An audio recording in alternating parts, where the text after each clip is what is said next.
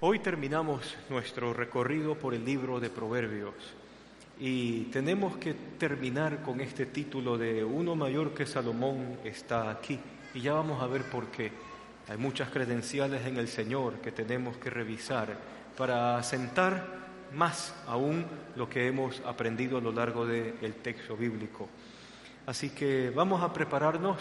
Y no solamente porque hoy es el último día de Proverbios, sino también porque desde la próxima semana estaremos estudiando Primera a Corintios.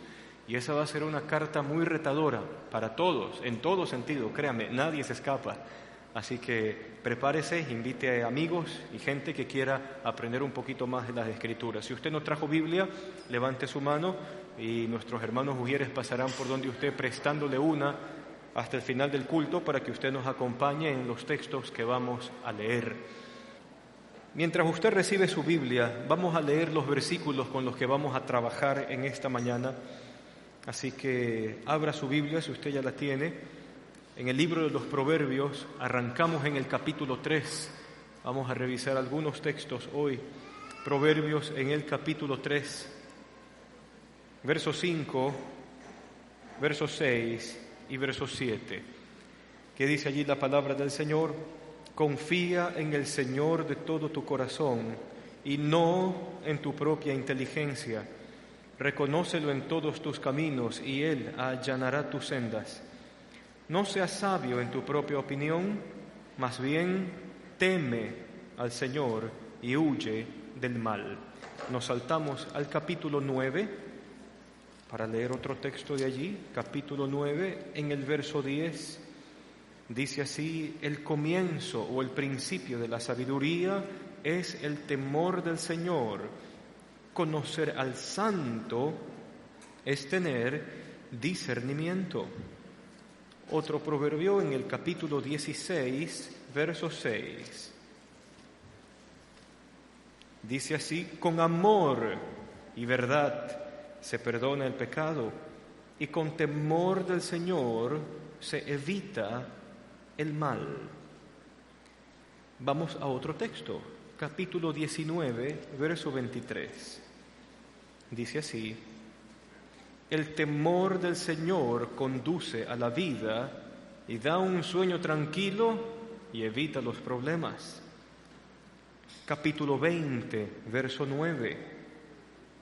Dice así: ¿quién puede afirmar, tengo puro el corazón, estoy limpio de pecado? Capítulo 23, verso 17 y verso 18. Dice así: no envidies en tu corazón a los pecadores, más bien muéstrate siempre celoso en el temor del Señor. Cuentas con una esperanza futura, la cual no será destruida. Y por último, Proverbios 28, verso 14. Dice así: dichoso el que siempre teme al Señor, pero el obstinado caerá en la desgracia. Y vamos a orar que el Señor nos dé entendimiento hoy. Nos acercamos a ti, Señor, porque acercarnos a tu palabra es acercarnos a tu carácter, a tus principios y a aquellas cosas que has diseñado para nuestro bien y para nuestra dirección. Anhelamos, Señor, que nos des entendimiento, que nos des de tu sabiduría y que nos permitas no solamente entenderla, sino también aplicarla a nuestra vida. Y te damos gracias por este tiempo junto a ti, en el nombre de Jesús. Amén. Amén. Si usted se ha dado cuenta a lo largo del libro de los Proverbios y más allá de los textos que nosotros hemos revisado en todos estos un poco más de 6 meses que hemos estado acercándonos a este libro, la palabra temor ha sido la palabra que quizás usted y yo más hemos leído. Para cada consejo, para cada principio, para cada explicación, el término temor ha estado permeando todo el discurso del libro de Proverbios. Y es por una sencilla razón. Nos vamos a dar cuenta de que este término, en todo su espectro, en las cosas que va cubriendo, que va explicando, nos va a decir por qué es tan importante entonces. Me llama la atención inclusive dentro de esta literatura sapiencial un texto que sale de las líneas del libro de Eclesiastés. El mismo libro de Eclesiastés dice, el final de todo el discurso es este. Y es súper interesante porque esas palabras están después de un gran bloque donde habla del final de nuestros días. Eclesiastés en una excelente demostración de cómo va la vejez avanzando, nos dice el día en que las hojas del almendro cambien de color, hablando de las canas, el día en que las muelas de la molienda dejen de trabajar, hablando de nuestros dientes, el día en que las lámparas de nuestras ventanas se comiencen a apagar, hablando de la pérdida de visión, el día en que el grillo, la langosta, algo tan chiquito, se convierta en una carga onerosa, hablando de la pérdida de fortaleza física, el día en que los hombres fuertes tambalean, hablando de las piernas que ya no alcanzan a sostener el cuerpo. Qué interesante que después de esa expresión del final de la vida, el mismo autor del Eclesiastés nos diga, el final de todo el discurso es este, teme al Señor. Eso nos deja entrever de que nuestra vida entera, desde que nacemos hasta que morimos, debería estar matizada por este temor a Dios. Cuando nosotros nos acercamos al término temor, por si acaso, no debemos pensar en ninguna manera que es pánico o miedo. O sea, más o menos le tengo miedo a Dios porque Él me pega, o le tengo miedo al Señor porque Él me destruye. Temor en todas sus instancias hablará acerca de reverencia, y es mucho más allá del pánico o del miedo que podría causar la persona divina. Es la reverencia debida a quien es Él. Entonces, si no estamos hablando de un miedo o de un pánico, sino más bien de una reverencia, debemos entonces revisar las características y los motivos por los cuales a Dios se le reverencia. Y lo primero que leímos, por lo menos en estos versículos saltados del libro de los Proverbios, es acerca de una reverencia relacional. Bien decía el proverbio, el temor del Señor alarga la vida, y el conocimiento del santo, el conocer al santo, el conocer a Dios mismo, es aquello que nos brinda la esperanza. Y aquí viene algo interesante. Si el principio de la sabiduría es el temor al Señor, principio tiene que ver con la base de nuestra propia vida.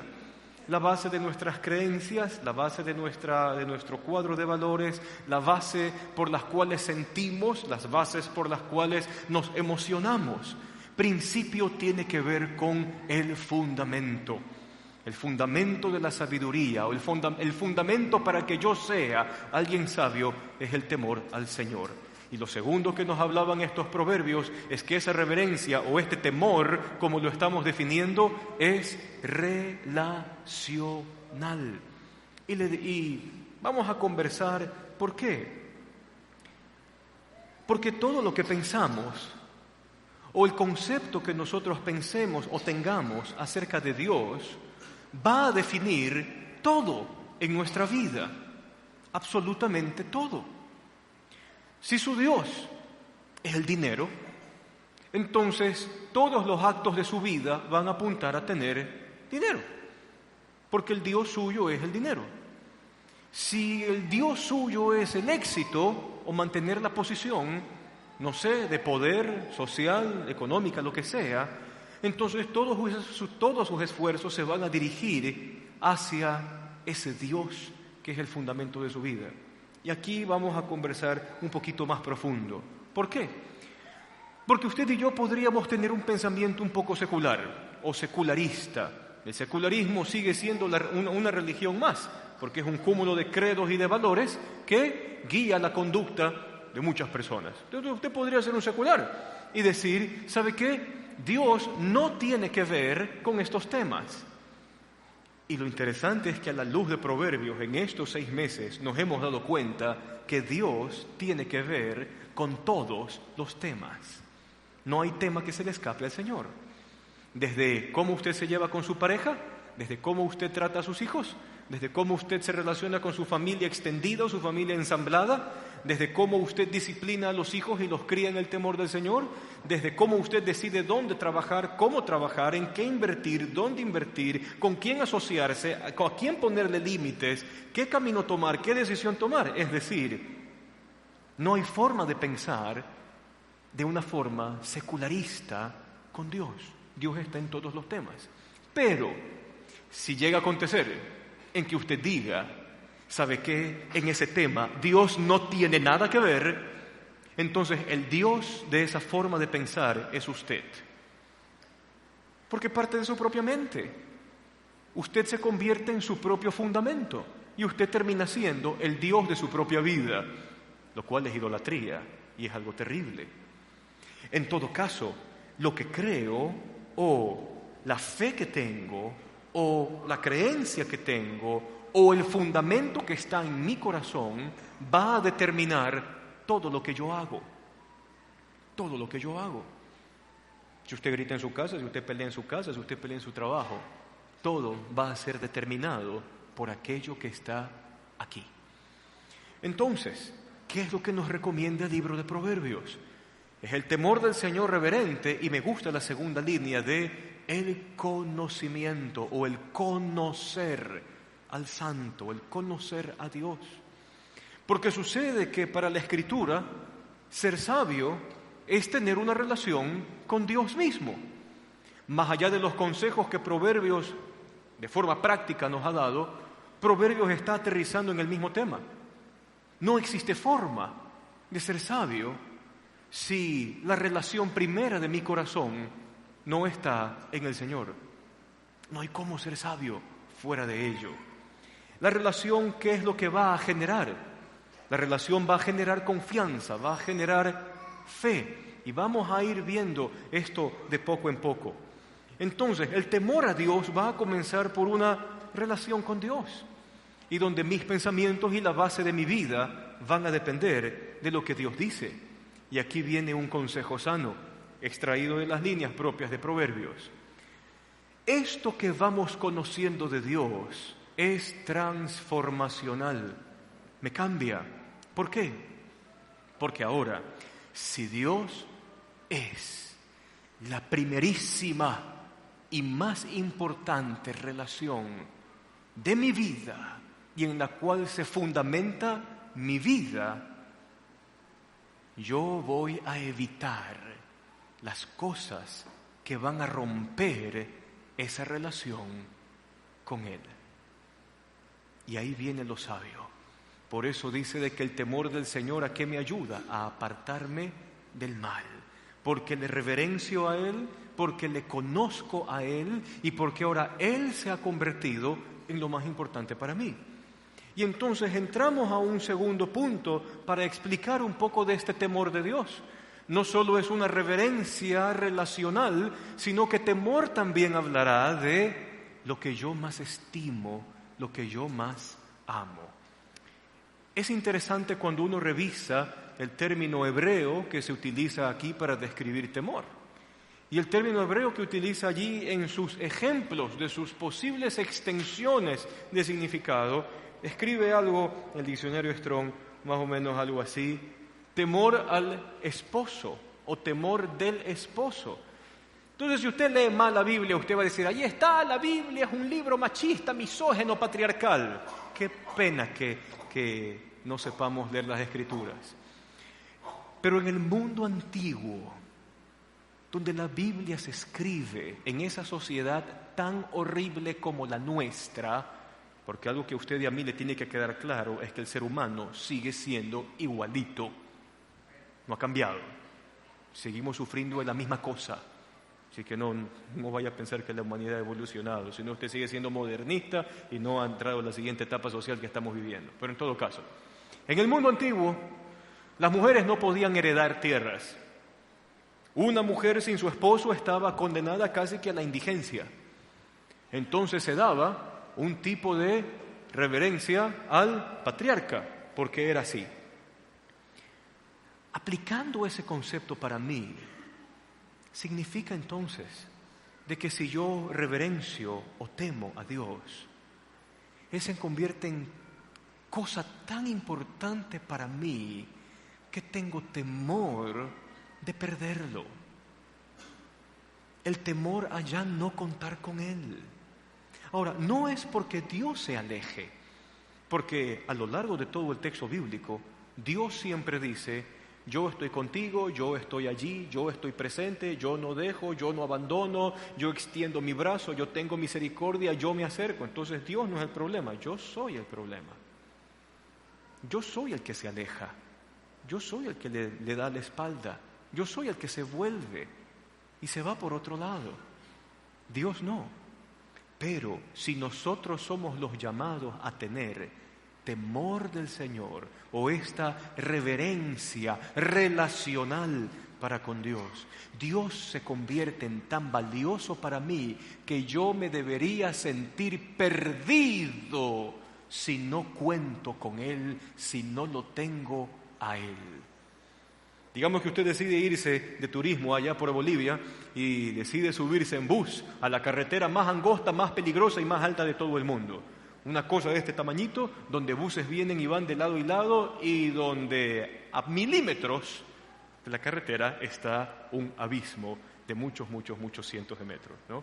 Entonces usted se viene en el Tour Alianza San Borondón 2017 y nos vamos todos a Bolivia en bus.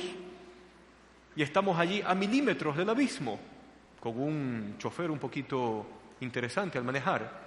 ¿Usted de qué teme allí? ¿Por qué? Porque usted aprecia su vida. Usted ama su vida. Al ser humano nos gusta vivir. Entonces usted tiene miedo porque ama su vida. Teme perder lo que más ama. De alguna forma, Dios, el Señor, se debería convertir en aquello que más estimamos y que más nos dolería perder. Tener esta perspectiva inclusive para definir el temor del Señor hace de nosotros, o mejor dicho, trabaja en nosotros un asunto transformacional. Si Dios es lo primero para mí, entonces mis conductas, mi vida se comienza a regular. ¿Por qué? Porque Dios se convierte en lo que más estimo, en lo que más amo, y por ende sus principios. Esta es la razón por la cual, qué sé yo, en estas últimas 4 semanas se vino trabajando el asunto de familia. ¿Por qué? Porque los principios de Dios funcionan. Si uno los aplica de corazón y también está en común acuerdo con el otro, lo que Dios dice funciona. Por eso peleamos, por eso luchamos.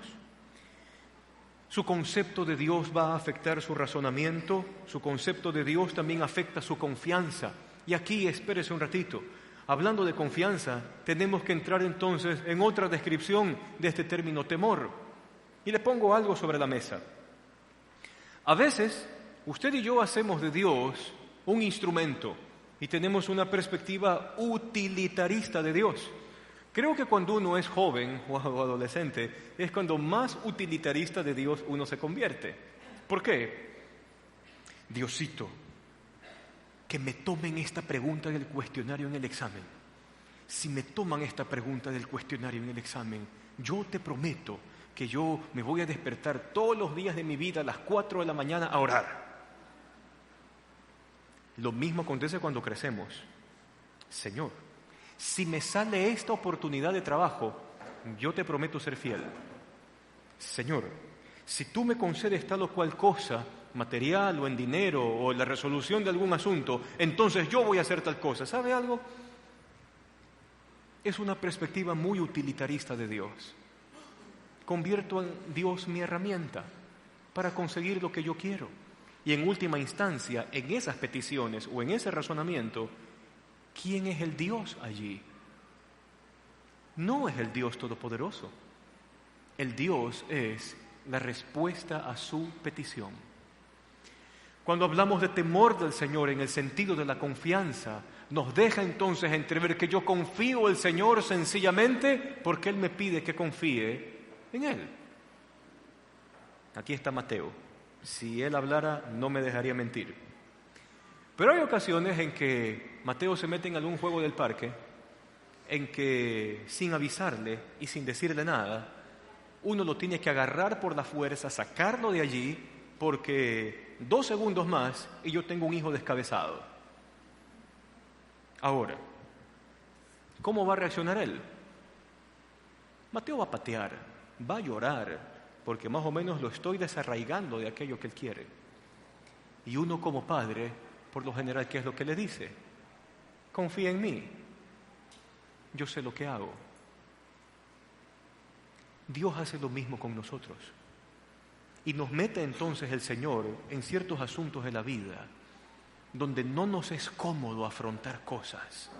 Y de repente amanecemos en un marasmo de conflictos. Conflictos en el trabajo, conflictos dentro de casa, conflictos fuera de casa, conflictos con uno, con el otro, con la pareja, con los hijos, con los amigos. Quiebra el negocio, se fue el accionista mayoritario de la inversión que yo estaba tratando de hacer. Mi idea, otro se la copió, la patentó, yo perdí plata, puse dinero, lo perdí, hipotequé, se llevaron. Y el Señor permite todo ese cúmulo de cosas. E inmediatamente nosotros decimos, ¿por qué nos pasa eso? ¿Por qué estamos atravesando por algo así? Y nuestra primera respuesta es, porque este hizo esto, este hizo lo otro, este hizo así y este hizo cocinado. Y sucede que al final de la historia, Dios usó ese momento para hacerme ver a mí cuál era el problema que había dentro de mí. Y entonces, reverencia o este temor de Dios que estamos describiendo tiene que entenderse como confianza. Quizás mi hijo no entiende por qué lo arrancho de la resbaladera y grite, llore y zapatee, pero yo como padre sé que tengo que intervenir porque si no se descabeza. Quizás mi hijo no entienda de razones, así como usted y yo a veces no entendemos razones. Y aun cuando las tuviésemos, no las aceptaríamos. Pero cuando uno pone su confianza en el Señor, Señor, tú sabes, Señor, tú responderás, tú harás. Este conocimiento de Dios, del día a día, nos va a nosotros a sacar una faceta interesante de conocer a Dios. Y le voy a explicar algo, para hablar de historia y no pensar que estoy achacando a alguien. La iglesia tuvo su primer cisma, su primera división, allá en el año 1056 después de Cristo, la mitad del siglo XI. Allí la iglesia se dividió en dos grandes tradiciones. La tradición de Oriente, con su capital Constantinopla, de ahí viene la iglesia ortodoxa. Sí ha escuchado de ellos, ¿verdad? ¿Cómo se llama el máximo líder? El patriarca, ¿verdad? Y también está la otra tradición de la cristiandad, que fue la Iglesia Católica Romana de Occidente. Muy bien. Cuando esta división de la iglesia se hace, se tenía en la mente y en el pensamiento una idea, que para conocer a Dios yo me tenía que abstraer del mundo, ¿no? Y entonces en el catolicismo romano comenzaron con más fuerza los movimientos monasticistas. Se abrieron más monasterios, más monjes, más monjas. Y en el otro lado, allá por Constantinopla, la liturgia se convertía en el lugar extático para conocer a Dios. Y si usted vaya a YouTube, ya, para andar en la onda, vaya a YouTube y ponga música o canciones de la iglesia oriental. Y usted va a encontrar que son músicas que de alguna u otra forma es como que tratan de elevar a la persona a otro nivel. Los de Oriente pensaban que así se encontrarían con Dios. Los de Occidente pensaban que en un claustro o en un monasterio podían encontrarse con Dios. Fue una visión histórica. Pero a la luz de la Escritura, nosotros hemos definido que sabiduría tiene que ver con la realidad. ¿Cuál es la realidad? Se daña el carro, no alcanza la plata, no hay presupuesto, se me acabó la quincena los 5 primeros días, los otros días no sé cómo puedo vivir, tengo que pagar los impuestos, tengo que pagar la pensión de los niños, tengo una deuda, tengo una hipoteca, tengo un trabajo, tengo un negocio, tengo que invertir, no sé si invertir, alguien me ofrece plata, no me ofrece plata. La realidad. Y sucede que la Biblia me dice de que el principio de esa sabiduría que me ayuda a salir adelante en medio de la realidad es el temor de Dios. Y aquí le digo algo, Dios se hace real en las realidades suyas. Y no es tanto que si usted y yo nos abstraigamos del mundo, pensando que la vida con Dios es una vida de andar flotando a 5 centímetros del piso y andar por allí, no sé, en alguna visión extática o cosas así. Dios se muestra más o se revela más en su realidad de vida que en cualquier otra cosa. Y tiene que ver como cuando el miembro de nuestra familia que menos se merecía se enfermó. ¿Sí? Y tiene que ver con eso. Y tiene que ver cuando el negocio que le daba sustento a las 3 familias que dependían de esta empresa se vino abajo y quebró. Sí, tiene que ver con eso. ¿Sabe por qué?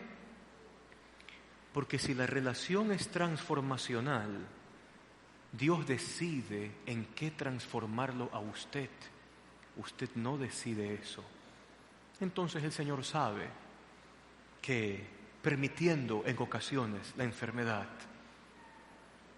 su familia y usted tendrán los momentos más íntimos, más dulces de oración, de relación, de conversación y de coinonía que nunca antes lo tuvo. Porque probablemente con esa empresa que quebró y ese accionista que se fue y se lo tragó a usted en el negocio, ese fue el día en que usted con su familia comenzó a orar y decir: Señor, tú eres el que sustentas mi casa. Y fue el día en que usted reconoció, como decía el texto: Señor, ya no me apoyo más en mi propia prudencia. Ya no quiero ser sabio en mi propia opinión. El que sabe las cosas eres tú, no yo. Y claro, en esta confianza relacional, en amor, donde la primera relación que es con el Señor va definiendo el asunto de la vida, me cambia y me transforma en mi realidad, donde usted vive la mejor espiritualidad en su diario vivir. Entonces usted llega a su casa y usted se encuentra con su marido, que es una tapa y que no entiende. Sí, porque los hombres, si no nos pintan con dibujitos las cosas y no nos dicen dónde quedan las cosas, no llegamos nunca. Entonces sí, en esa realidad, ahí es donde usted conoce al Señor. Cuando usted, hombre, no sabe cómo lidiar con las emociones femeninas, sí, en esa realidad se hace real el Señor. Cuando usted tiene que lidiar con su hijo adolescente, y aquí vamos a desatanizar un poco esa cosa, ¿no? Porque más o menos hablan del niño adolescente y es más o menos, uy, que el Señor te ampare. O, ¿cuántos años tiene tu hijo? 15 y 14 años, mi hijo y mi hija. Pobrecito, me compadezco de ti. Alguna cosa de esas. Pero ¿sabe qué? ¿Por qué Dios permite la adolescencia? ¿Por qué Dios no se salta de la niñez a la adultez? Fuera bueno, ¿no? Pero ¿por qué se permite? ¿Quién sabe si el Señor quiere tratar con usted y conmigo como padres? ¿Cuáles fueron nuestras falencias? Y que en medio de la adolescencia yo pueda ir donde mi hijo y decirle: yo pasé por lo mismo que tú estás pasando. Yo no tuve a quién pedirle respuestas y la vida me fue así. Yo no quiero que tú pases por lo mismo. Quisiera que me escuches y que me des la oportunidad de compartirte algo de mi vida. Su hijo lo va a amar con locura. ¿Quién permite eso? El Señor. El Señor permite la adolescencia también, no solo para tratar con el adolescente, sino también para tratar con usted. Porque la relación con Dios es transformacional en todo sentido. ¿Vamos bien? ¿Ok? Todo esto implica el temor de Dios. Por supuesto que sí, por supuesto que sí. Pero hay unos cuantos conceptos más que nos llaman la atención y que los leímos también en Proverbios. Nos dice allí de que este temor de Dios también se muestra con gracia y con verdad, o con amor y con verdad. Y es un asunto que a usted y a mí nos debería poner a pensar. ¿Por qué?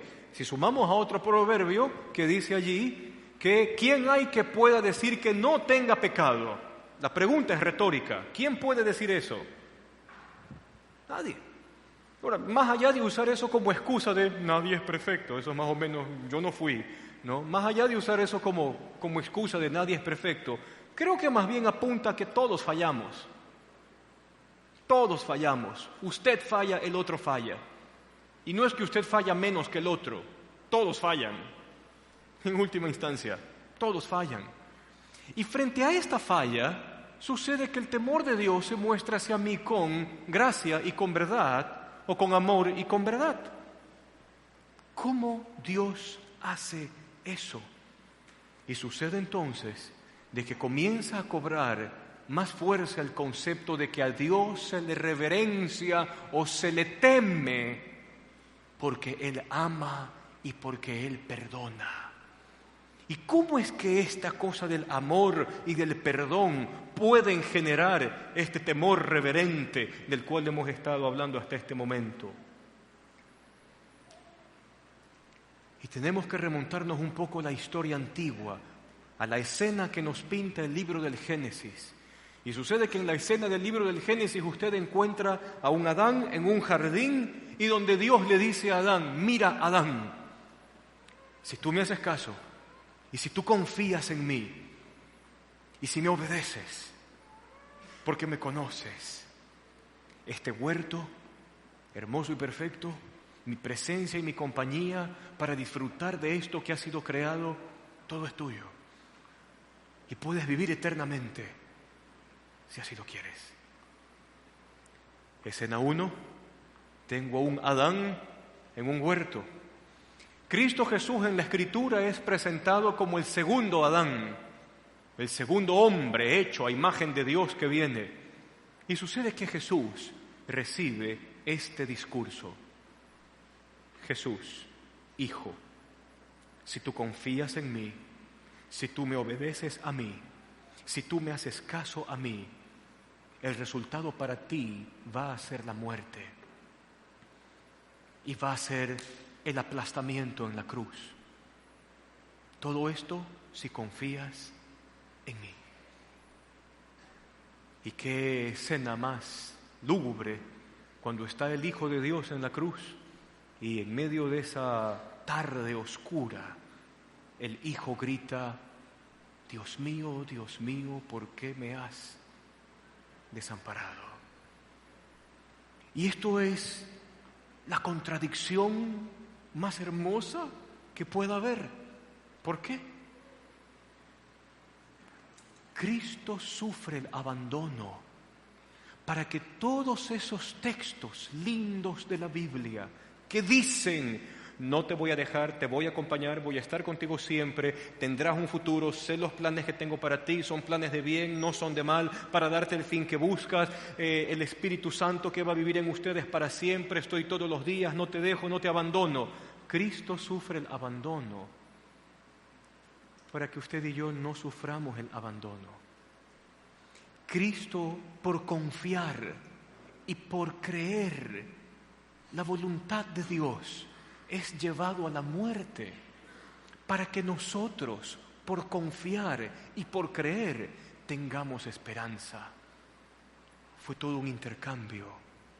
Y entonces cuando uno contempla la cruz, uno ve los dos conceptos: la gracia de Dios para con usted y para conmigo, y así también ve la verdad y el juicio de Dios actuando sobre el Cristo. Y entonces comienza un concepto de la reverencia que me lleva a la humillación. Entonces, temor de Dios tiene otro matiz: que yo me sé humilde delante de Dios, porque es el único que sabe manejar la gracia y la verdad. La gracia que me ha concedido la esperanza, la gracia que me ha concedido una vida transformacional, la gracia de que yo sin merecerlo, Él quiere ser lo primero que hay en mi corazón, la gracia de que Él puede cambiar mi forma de ver el mundo y de hacer las cosas y las motivaciones de mi vida. Sí, todo eso es gracia. y comienza a generar en mí un sentido de reverencia, porque Dios sabe hacer las cosas y yo no. En una de las mejores conversaciones donde se agrega el pensamiento divino versus las preguntas humanas, usted los puede encontrar en Job, en los últimos capítulos, puede leerlo en su casa. Y entonces Dios comienza a hacerle preguntas a Job. Mira, Job, tú tienes muchas preguntas, te voy a responder con preguntas también. Tú sabes, Job, cómo yo hago para que las estrellas permanezcan juntas en el universo. Obvio, Job no conoce ni la física newtoniana ni la física einsteiniana para tratar de explicar cómo funciona eso. La respuesta es no sé. Luego Dios le pregunta a Job, mira Job, ¿tú sabes cómo hacen las aves para trazar su camino en el cielo cada vez que les toca migrar? La respuesta de Job fue no. Job, ¿tú sabes cuándo le toca a la hembra de cada especie que hay en la tierra el día de parir? La respuesta es no. Entonces, ya que frente a la sabiduría divina nosotros no tenemos respuestas, lo mejor que puedo hacer es reverenciar a aquel que tiene las respuestas y que hace las cosas con una sabiduría mayor de lo que yo me puedo explicar y que además de eso se ha querido acercar a mí. Porque en esta historia, a veces inentendible, de cómo se porta Dios con nosotros, sucede que es Dios el que nos viene a buscar a usted y a mí. No es que usted un día dijo, le voy a dar la oportunidad a Dios a ver qué respuesta me tiene. Perdóneme, en la historia humana es Dios siempre el que sale al encuentro suyo. Y lo interesante, me gusta el Nuevo Testamento, porque Jesús hace uso de una imagen que también está en el Antiguo Testamento, la imagen de un pastor con sus ovejas. La oveja es un animal casi que ingobernable. Esa cosa se va por allí, se pierde en el camino, y esa es la razón por la cual los pastores del Medio Oriente tienen la costumbre de contar sus ovejas casi que constantemente. ¿Se acuerda de la parábola de las 100 ovejas y de la que se pierde? Ahí se menciona un poco esta costumbre. El pastor tiene que estar... Pasa una hora, fueron al prado, pastaron un tiempo, regresan otra vez. Me falta la de la oreja manchada. ¿Qué es lo que dice la Escritura? El pastor deja seguras a las 99 y ¿por quién se va? Se va a buscar a la perdida. Ahora el asunto no es que la oveja está, me voy a quedar quieta para que el pastor me encuentre. No. La oveja se pierde, sigue. Sucede que el pastor se saca el aire, llega donde está la oveja, ¿y qué es lo que hace con la oveja? Ovejita, te pido por favor que regreses al rebaño. No, la oveja es la cosa quizás más ingobernable para el mundo de los pastores. ¿Qué hace el pastor? La agarra de las patas, la tira contra el suelo, le pone una rodilla aquí en el pescuezo, con la otra sostiene la otra parte, lucha para agarrar las 4 patas que están moviéndose de forma incontrolable, saca una tira de cuero, la amarra, la oveja está luchando por ser libre, agarra, ¡pum!, al hombro y aguantar patazo hasta llegar otra vez al rebaño. Y así somos nosotros. Igualitos. Entonces Dios va al encuentro suyo, Dios lo busca, y llegar a entender eso en nosotros debería generar una respuesta de reverencia. Entonces temor, es reverencia sí, pero es una reverencia que se basa en un conocimiento relacional. Yo lo conozco a Dios y ese conocimiento de Él me transforma. Tiene que ver con un vivir a Dios. No existe mejor momento para ver al Dios revelado que en las realidades en las cuales a mí me toca vivir. Allí es donde yo contemplo al Dios Todopoderoso actuando. En mi realidad no tengo que vivir a 5 centímetros del piso, ni andar en una nube tampoco. Reverencia también es entonces este entendimiento tan lindo de la gracia y la verdad de Dios. Y admirar su conocimiento, porque Dios vio la película completa y no usted. De su vida, lo que usted llama su vida y mi vida, nosotros apenas tenemos una escena de este tamaño. Pero Dios ya se vio toda la película. Dios ya conoce toda la película, de principio a fin. Entonces, con más razón, para confiarle nuestra vida a aquel que conoce toda la película. Si bien hemos descrito estas cosas que son propias del corazón, la confianza también va a tener un aire de lo externo. Entonces, aprendimos aquí que en la familia y recibimos un sinnúmero de consejos. Entonces ahí viene la práctica externa. Muy bien, hay un conflicto en casa. ¿Cuál fue la escuela que yo tuve antes? O quédate callado, no digas nada, no arregles nada, deje que el tiempo arregle solo. El tiempo no arregla nada. Entonces usted aprendió aquí con el hermano Andrés que usted tiene que dialogar. Y aún para dialogar, usted tiene que aprender a dialogar. Dialogar no es hablar solamente, hay que saber hacerlo. Entonces usted aprende a dialogar, porque confía que aquel principio de Dios funciona. Entonces a los hijos, Dios les dice, hágale caso a su papá y a su mamá, para que vivas largamente en la tierra. Y entonces, aunque a veces no nos guste tanto, pero entonces yo como hijo digo, si Dios lo dice, debe de tener razón. Entonces lo voy a hacer porque Él dice que tiene razón. ¿Y sabe qué? Funciona. El éxito de la vida no depende de cuántas maestrías y doctorados usted tenga. El éxito de la vida depende si usted aprende a honrar a padre y madre. O sea, es así de sencillo. No hay nada más que hacer allí. Y entonces usted comienza a experimentar lo externo, a tomar decisiones, a hacer las cosas producto de esta confianza. Y ahí comienza a dibujarse un nuevo sentido de esperanza, donde ya la esperanza cambia. Ya no es tanto que mis problemas sean solucionados, ya no.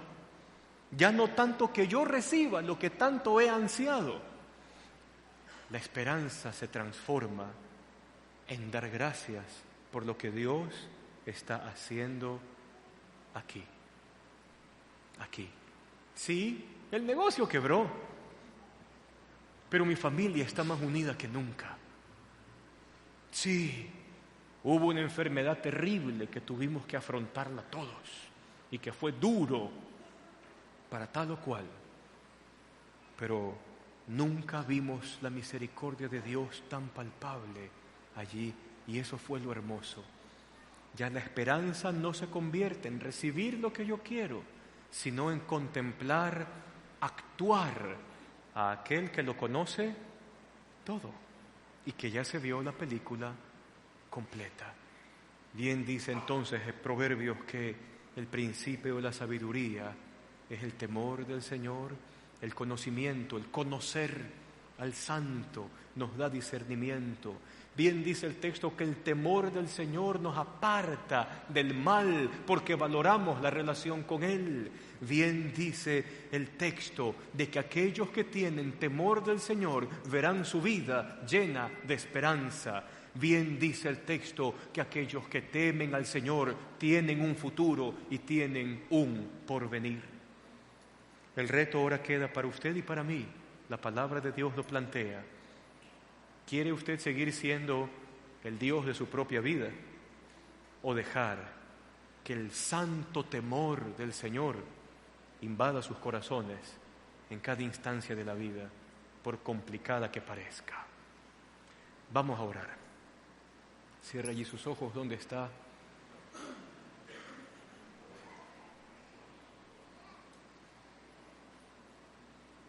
Te damos gracias, Señor, por estos 6 meses de leer los Proverbios,